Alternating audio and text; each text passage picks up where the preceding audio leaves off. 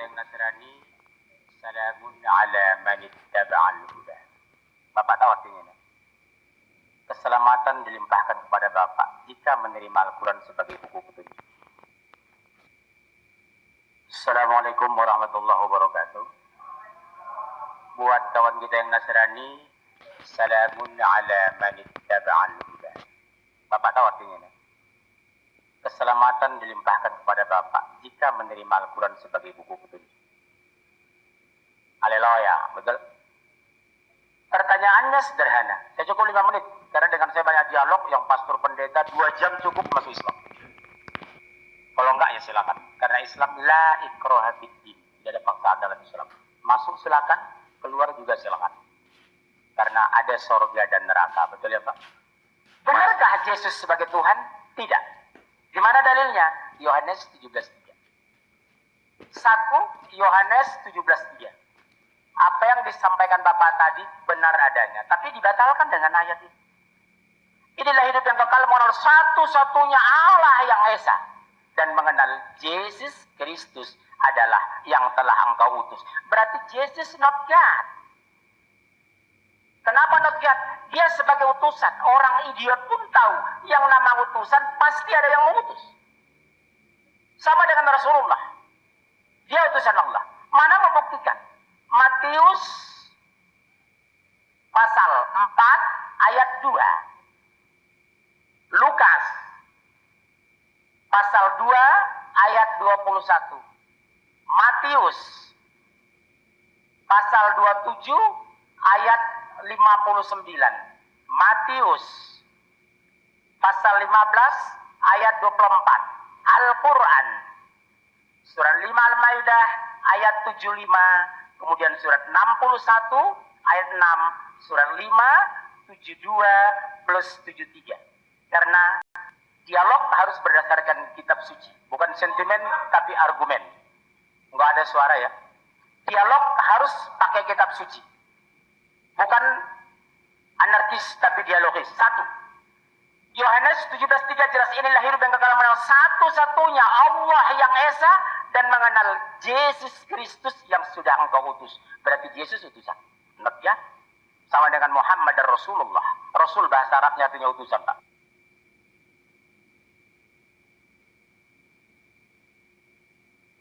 Yang kedua, mana buktinya dia manusia biasa sebagai Rasul dalam Islam?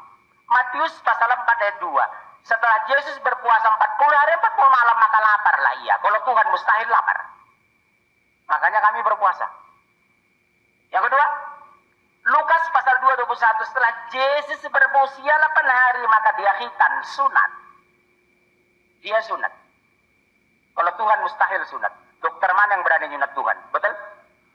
Yang ketiga, Matius 27:59 berbunyi, setelah mayat Yesus diturunkan dari kayu salib, maka dikapani dengan kain putih linen bersih. Nih saya bawa Bible tua ini Pak. Di sini masih berisi Lembaga Alkitab Indonesia 60 tahun yang lalu. Apa di sini? Jika kamu mengatakan ini dan itu besok, jangan katakan aku melakukannya. Katakanlah insya Allah, lengkap sempurna di Bible Bapak sendiri. Dan ini bukan palsu loh Pak. Lembaga Alkitab Indonesia tahun 1963. Bahkan kalau saya bongkar Alkitab tahun 1800, saya punya Bible banyak Pak, 40 lebih. Ya, apa di sana? Akan lahir seorang nabi yang bernama Ahmad. Ikutilah, jika tidak kamu akan kuminta pertanggungjawaban. Amin, haleluya. Betul?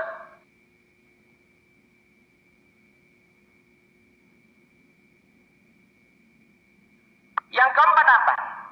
Matius pasal 15:24 berbunyi, ini buat Bapak yang Batak, itu aku Rumapea, layakku ini dari Manado, Tewu, kami sama-sama dari Samosir Pak. Ya, saya setemu orang, beliau Rumapea. Cuma kami setemu orang Islam 10%. Nah, Matius 15:24, aku hanya diutus kepada domba yang sesat dari umat Israel, bukan untuk dunia aku diutus. Jadi orang yang ditebus Yesus itu hanya dari Bani Israel. Kalau Bapak dari Jawa, maaf, tidak termasuk ditebus Yesus. Bapak orang Tapanuli tidak masuk ditebus Yesus. Karena aku diutus hanya kepada domba-domba yang sesat dari umat Israel. Beda dengan Islam. Qul ya ayuhan nas Inni Rasulullah ilaikum jami'a. Katakan, hai Muhammad, aku utusan Allah untuk kalian semua. Sadayana gini dia. Kabeh nangendi sudah dison. Mulai bahasa tatanuli yang masuk ke tebus Yesus dison. Matius pasal 15:24. Kesimpulannya waktu mau habis. Satu menit lagi. Setengah menit. Setengah menit. Yesus puasa, Yesus khitan, Yesus dikapani. Berarti Yesus Muslim. Kenapa Anda Kristen? Siapa pengikut Yesus hari ini? Pengikut Yesus yang setia adalah kami orang Muslim, bukan Nasrani. Al-Quran surat 5 ayat 75 berbunyi, sesungguhnya Isa putra Maryam hanyalah seorang rasul. Kenapa Allah mengklarifikasi ini? Karena jelas secara literal dan tekstual Taurat, Injil, Al-Quran, Yesus adalah Nabi. Sampai jumpa, kami kembali ke studio. Selamat tangan untuk Pak Mudir.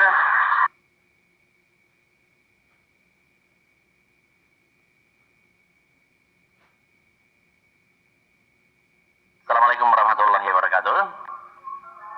Shalom bagi saudara-saudara kita yang Kristen. Pada kesempatan ini saya tidak menjawab berdasarkan pendapat saya. Pada kesempatan ini kan temanya membuktikan Yesus itu Tuhan atau Allah. Pihak sana membuktikan dia Tuhan dan Allah, pihak kami tentu kan. Dan untuk menjawab ini, saya minta tolong Yesus yang jawab. Saya tidak mau menjawab, saya minta tolong Yesus yang jawab. Jadi supaya saya tidak dipersalahkan, saya minta tolong Yesus yang jawab. Apakah dia Allah atau Tuhan atau bukan?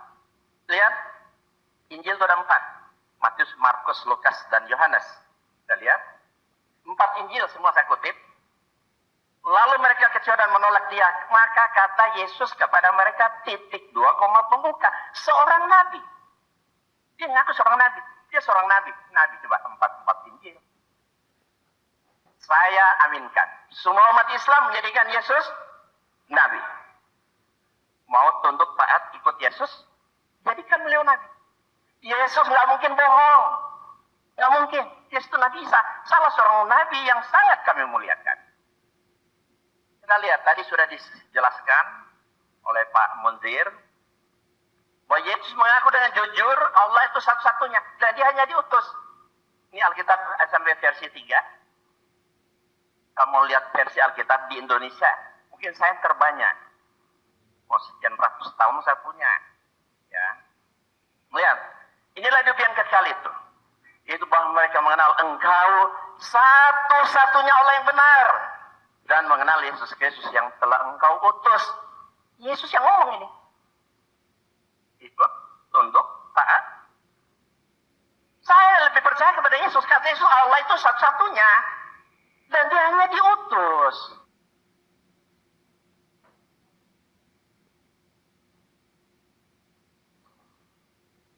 Saya lebih percaya kepada Yesus ketimbang Pak Pendeta. Kesaksian Yesus itu lebih dapat dipercaya. Versi lain. Lihat versi lain. Mengenal Yesus yang diutus oleh Bapa. Nah ini kan. Ini dalam bahasa Inggris berapa versi bisa kita lihat? Macam-macam. Ya. And eternal life means to know you, that the only true God, and to know Jesus Christ, who don't save. Dalam berbagai bahasa. Oke. Sebab aku berkata bukan dari diriku sendiri, kata Yesus, tetapi Bapa yang mengutus aku, dialah yang memberi pemerintahan aku untuk mengatakannya. Dan jika aku menghakimi, maka penghakimanku adil, sebab aku tidak seorang diri, tapi aku bersama dengan Dia yang mengutus aku. Berarti Yesus itu hanya utusan.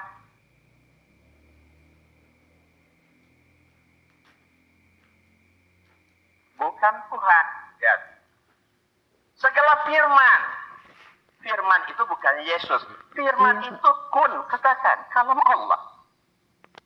Segala firman yang engkau sampaikan kepadaku, telah kusampaikan kepada mereka. Dan mereka telah menerimanya, mereka tahu benar-benar bahwa aku datang daripadamu, dan mereka percaya bahwa engkaulah yang telah mengutus aku. Berarti kan Yesus itu utusan, bukan Tuhan. Yang ngomong Yesus sendiri kok. Masa kita mau bantah? Kalau bantah jangan bantah saya ya. Bantah sama Yesus. Saya hanya meminjam ucapan Yesus. Setiap yang mengaku diutus oleh Tuhan pasti bukan Tuhan. Yesus mengaku diutus oleh Tuhan. Yesus bukan Tuhan. Mudah, simpel. Kalian, kalau Yesus itu Tuhan, aku tidak dapat berbuat apa-apa dari diriku. Ini ucapan Yesus loh. Aku tidak dapat berbuat apa-apa diriku sendiri. Aku menghakimi sesuai yang aku dengar. Dan penghakimanku adil. Sebab aku tidak menuruti kehendakku sendiri. Melainkan kehendak Dia yang mengutus aku. Berarti Yesus itu utusan. Bukan Tuhan. Kalau Yesus Tuhan berdasarkan disampaikan. Itu kebanyakan dari versi Paulus. Nah, surat Paulus begitu banyak. Mana lebih kuat, kesaksian Yesus atau Paulus?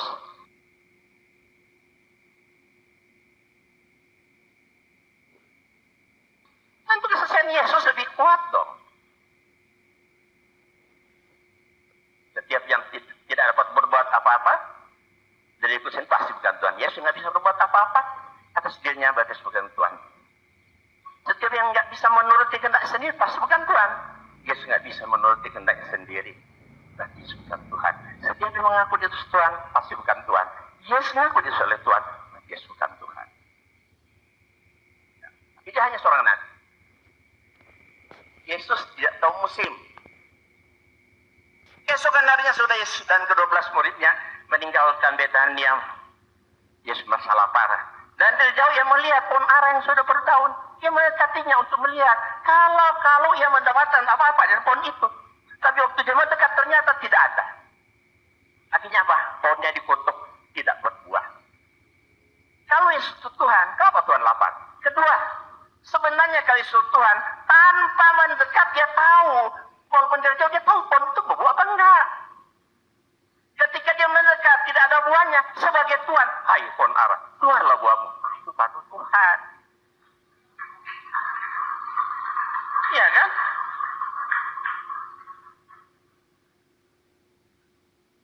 Oh, tapi banyak orang mengatakan, oh itu kan Yesus tidak tahu manusianya. Karena dia 100% Tuhan, 100% manusia. Dia nggak tahu tuh manusianya. Ya, tapi bukankah Yesus mengatakan, Yohanes 10 ayat 30 tadi, aku dan Bapa adalah satu. Kalau Yesus dan Bapa ada satu, ketika Yesus tidak tahu Tuhannya kemana? Kemana Tuhannya? Gua cabut, pergi dulu, gua tinggalin, apa gitu?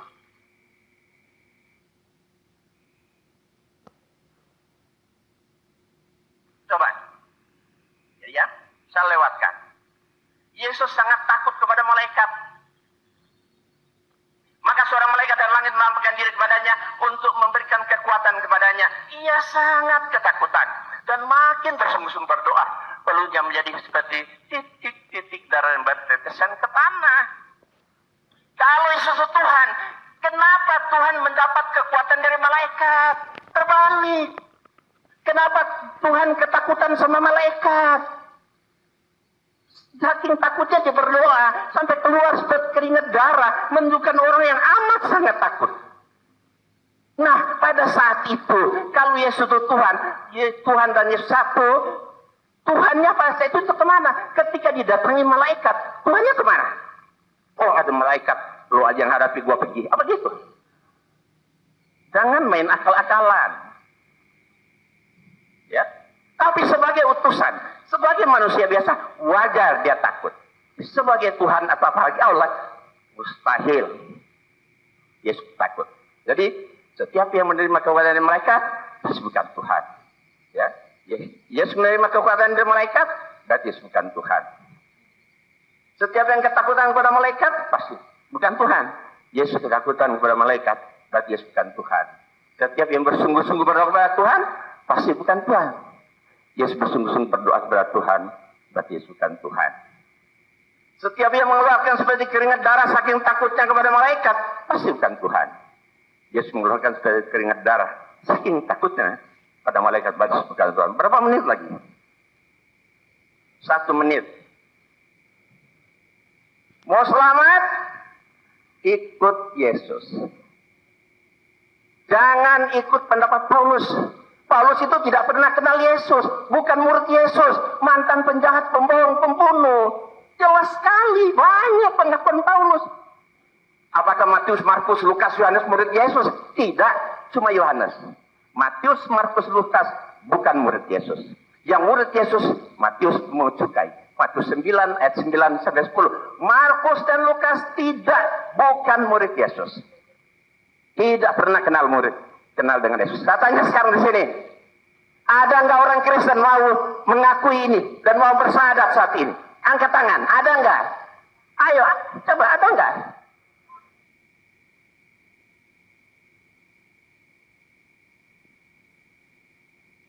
Ya. Pertanyaan mau saya jawab Bapak tadi. Kenapa Islam melihat logika dan kenapa kisah para rasul? Jangan pikirkan, kenapa mau saya pakai? Islam tidak pernah menjelaskan ketuhanan pakai logika, tapi tolong dihapus dong. Tolong. Cepat. Bekerja kayak orang Batak, lihat orang Batak itu. Belanda aja dia lusir 350 tahun di Jawa. Sumatera cuma 3,5 tahun. Saya jelaskan. Penjelasan tentang Yesus itu sangat bertele-tele. Di satu pihak mengatakan Tuhan, penjelasan dari Paulus. Di pihak lain penjelasan Al-Bible, Yohanes tadi, dia bukan Tuhan. Islam sederhana. Surat 20, surat Toha, ayat 14. Bukan logika, pendekatan literal dan tekstual. 1. Innani anallah. La ilaha illa ana fa'burni. Mengabdilah kepadaku, waqimis sholata li zikri, dirikanlah sholat untuk mengingatku. Sempurna bicara Allah dan pengabdian. Tidak ada satu dalil mengatakan sesungguhnya aku adalah Yesus, maka sembahlah aku. Yang ada, aku adalah utusan Allah. Haleluya. Sementara Al-Quran, Allah yang mengakui dirinya, bukan diakui umatnya, beda. Kalau Kristen, aku melihat Yesus, aku melihat Yesus. Yesus sendiri tidak mengaku. Kalau ini terbalik. Innani anallah. Sesungguhnya aku adalah Allah. La ilaha illa ana. Tidak ada kegiatan, kita agungkan, kita tinggikan. Illallah. Kecuali Allah. Fa'burni. Ada kata perintah. Yesus tidak pernah mengatakan, hei kaum Nasrani, sembahlah aku. Nasrani tidak ditemukan di Bible. Kata Kristen ditemukan ketika di mana? Antioquia. Betul kan Pak? Yang ketiga, dirikanlah sholat untuk mengingatku. Ada sarana. Makanya satu-satunya agama di muka bumi yang bisa dipertanggungjawabkan sistem ketuhanannya hanya Islam. Transparan, objektif, dan universal. Tidak bertele-tele. Oke lah, Bapak akui tadi sebagai Tuhan. Kita bisa bantah. Yesus mengatakan, aku hanya utusan Allah. Yang paling menyakitkan bagi saudaraku yang dari kapan dulu. Aku diutus hanya kepada domba-domba yang sesat dari umat Israel. Bukan untuk dunia aku diutus. Kasihan saudara saya ini orang Batak. Beliau tidak terurus oleh Yesus. Itu jelas Pak. Saya kira cukup sekian. Terima kasih. Jadi tadi sudah disampaikan Matius 16 ayat 27. Kata Yesus akan datang dalam kemuliaan Bapaknya diiringi oleh malaikat-malaikatnya. Pada waktu itu ia akan membalas setiap orang menurut perbuatannya. Jadi tidak ada istilah penebusan dosa. Dosa tanggung masing-masing. Nah.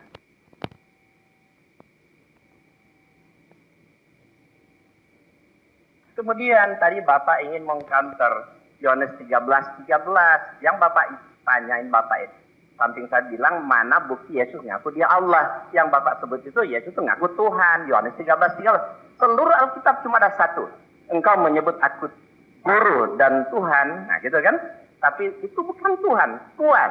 Bapak lihat di seluruh Injil berbahasa Inggris. Tidak ada satupun mengatakan you call me teacher and God. Tidak. You call me teacher and Lord. Ya. You call me master and Lord. Semua Lord itu Tuhan, bukan Tuhan. Ya, tidak ada. Ya, mengaku Allah satu pun tidak ada. Yesus mengaku dirinya Allah itu tidak ada. Yang mengaku Tuhan cuma satu. Satu-satunya Yohanes 13 ayat 13, tapi itu bukan Tuhan, tetapi Tuhan. Waktu habis.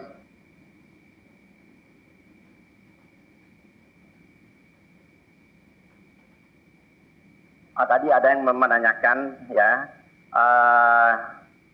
tentang Yesus sebagai nabi di Quran. Itu banyak. Surat 3, 48, 49. Wa yu'allimul kitaba wal hikmata wat taurata wal injil wa rasulan ila bani Israel. Surat Az-Zukhruf ayat 59, surat 61, surat As-Saff ayat 6. Itu Isa sendiri mengaku dengan jujur bahwa dia rasul hanya untuk Bani Israel saja. Kemudian tadi disebutkan Matius 1:21, itu sebenarnya katanya Yesus juru selamat. Ya, juru selamat hanya untuk kaumnya. Dan ia akan mengandung dan melahirkan, itu Matius 1:21 bunyinya begini, dan ia akan mengandung dan melahirkan seorang anak, dan engkau hendaknya akan menamakan dia Yesus, karena dialah yang akan menyelamatkan umatnya.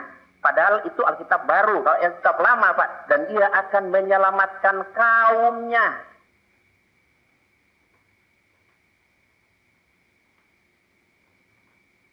Siapa kaumnya? Anak keturunan Yakub, Bani Israel. Karena Yesus diutus hanya untuk Bani Israel saja. Jadi Bapak ini kok dulu Kristen masuk Islam, karena balik ke Kristen, mantan mualaf. Makanya dia balik karena pemahaman Quran itu sangat cetek sekali saya lihat tuh ya. Dia angkat Az-Zukhruf.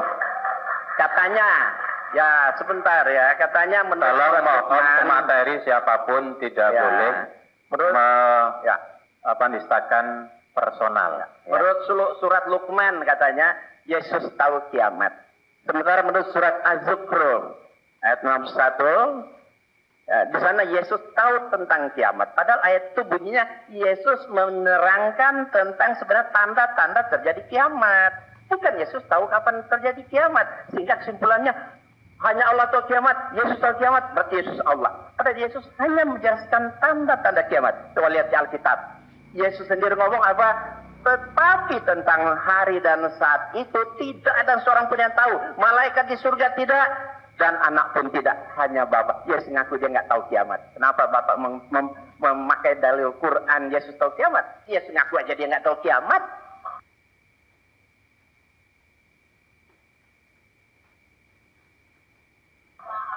Makanya Bapak ya baca Quran ya. Jangan sembarang asal menerjemahkan. Kata Tolong, Yesus, ikutilah aku. Betul. Kata Yesus, betul, ikutilah aku. Ya, taatlah kepada Allah. Surat Az-Zukhruf ayat 61. Maksudnya Yesus berkhotbah kepada Bani Israel, kalian harus taat kepada Allah dan bertakwa kepada Allah dan taat kepadaku. Maksudnya apa? Apabila Bani Israel saat itu tidak tunduk taat kepada Allah, tidak bertakwa kepada Allah dan tidak taat kepada Yesus atau Isa, nggak mungkin mereka selamat. Jadi ayat itu hanya ditujukan kepada siapa? Kepada Bani Israel saja, Pak. Bukan untuk seluruh. Nah, satu lagi tadi Anda bertanya, Matius 4. Katanya hanya iblis yang menyembah kepadanya. Itu sebenarnya Matius 4 ayat 10 ya. Kalau kita baca kisah itu Matius 1 sampai 10. Ya, di ayat pertama Yesus lapar, kemudian dicoba, kalau Yesus lapar cari makan ketemu iblis, kalau engkau anak Allah robah aja batu ini jadi roti. Nah, kan Yesus nolak. Kemudian percobaan kedua nggak berhasil, Yesus dibawa ke hubungan bait Allah, ibarat menara bait Allah, Yesus ditaruh di sana kayak burung. Kalau engkau anak Allah coba loncat ke bawah, pasti mungkin akan patah, karena akan ditantang malaikat. Yesus nolak. Akhirnya iblis cari akal. Dia bawa Yesus ke gunung yang sangat tinggi. Tentu menjadi pertanyaan, kalau Yesus Tuhan, masa Tuhan dibawa iblis, ya kan? Yesus dibawa ke gunung sangat tinggi, kemudian apa kata iblis? Semua kerajaan dunia ini akan aku berikan kepadamu, asal engkau mau sujud menyembah aku. Nah, itu kata iblis. Tapi lihat ayat 10, apa kata jawab Yesus? Penyalang kata iblis, sebab ada tertulis, engkau harus menyembah Tuhan Allahmu, dan hanya kepada dia saja engkau berbakti. Lihat, Matius 4 ayat 10. Jadi bukan Yesus yang disembah dibakti, tapi Allah. Jadi ini buktinya Yesus mengajarkan tauhid. Yesus mengatakan Yesus itu bukan Tuhan.